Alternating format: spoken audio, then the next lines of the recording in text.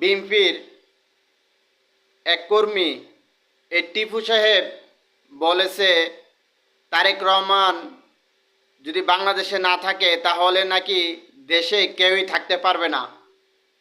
তাহলে শুনুন, তারপর আমি বলতেছি।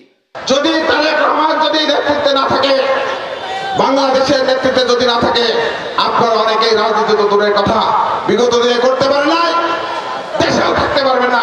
সেই কারণে তারেক রহমানের কাছে বাংলাদেশ নিরাপদ।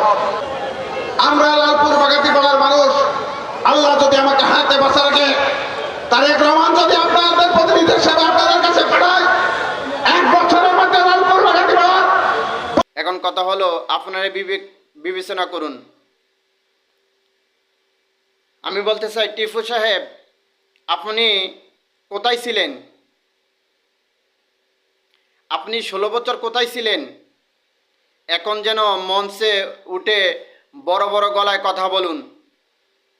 যাদের বিনিময় আজকে এত বড় বড় কথা বলুন, তাদের বিরুদ্ধে অপপ্রচার করতেছেন, দেশে চাঁদাবাজি করতেছে, দেশে সন্ত্রাসী করতেছে। আর যদি ছাত্রদের আন্দোলন না হতো তাহলে আপনি এই মঞ্চে দাঁড়িয়ে কথা বলার সাহস পাতেন না। কই 16 বছর দেখলাম না কোনো মঞ্চে দাঁড়িয়ে কথা বলার জন্য। এখন বিভিন্ন নেতারা আপনাদের কথা বলতেছে। এই জন্য বলতেছি, অতীত থেকে যারা শিক্ষা গ্রহণ করেনি তাদের ভবিষ্যৎ কি হবে এক আল্লাহ ছাড়া কেউই জানে না। যারা অতীতে কথা বলেছে তারা কিন্তু এখন নাই। এজন্য বলতেছি, অতীত থেকে শিক্ষা গ্রহণ করুন, তারপরে কথা বলুন। বাংলাদেশে এখন মানুষে আপনাকে চায় না। বাংলাদেশের মানুষে চায় ইসলাম ও মানবতা। মানুষের এখন একটাই স্লোগান, ইসলামী রাষ্ট্র চায়।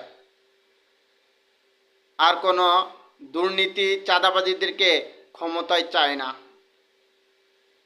তাই বলতেছি, কথা যাই বলবেন ভেবে চিনতে তারপরে কথা বলবেন।